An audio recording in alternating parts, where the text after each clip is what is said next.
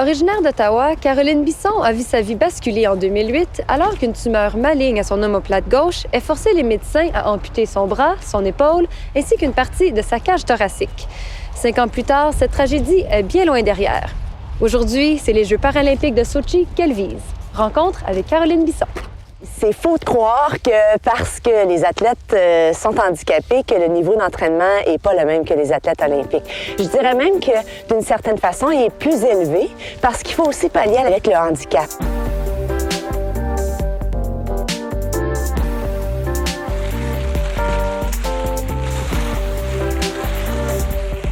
T'as pas toujours été une grande fan des sports d'hiver, du froid. Comment as-tu repris goût? C'est la faute à mon chum.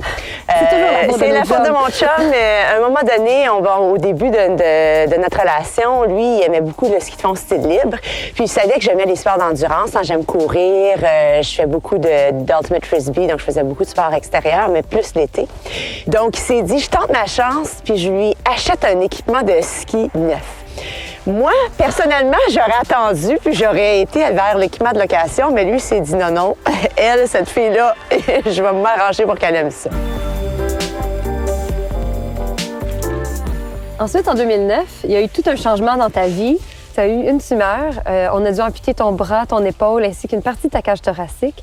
Comment est-ce qu'on fait pour surmonter ce défi-là? Avec le sport. Entre mes opérations, j'ai skié parce que ça s'est passé principalement pendant l'hiver. Le ski, c'est quand même un sport qu'on peut faire doucement. Alors, j'ai poursuivi ça, puis ça m'aidait parce que quand j'étais à l'hôpital, je me disais, ce que j'espère le plus, c'est de pouvoir reprendre mes activités sportives. Puis dès que j'avais la chance, je le faisais. Donc ça m'a beaucoup, beaucoup aidé.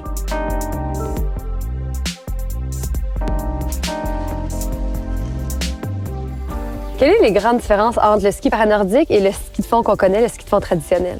En fait, c'est le même sport. Le ski de fond, on a 2 disciplines. Il y a le ski de fond classique et le ski de fond style libre. Les athlètes paranordiques ont la chance de pouvoir faire les 2 disciplines. Donc, c'est ce qu'on appelle le ski paranordique parce que ça enveloppe ces différentes disciplines-là. Donc, quelles sont les différences au niveau de la compétition? Puisqu'on fait des départs individuels, dans une compétition régulière, on va faire des départs de masse où tout le monde part en même temps, ce qui fait qu'on se retrouve sur les pistes avec des skieurs luges parfois, avec des skieurs aveugles aussi. Donc, il faut être conscient de ça.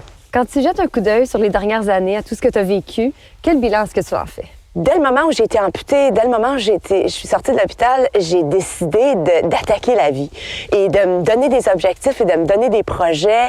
C'était important pour moi de demeurer active, d'être dynamique, de soutenir le regard des autres et de démontrer que, dans le fond, la vie est belle, qu'on ait un bras ou qu'on en ait 2.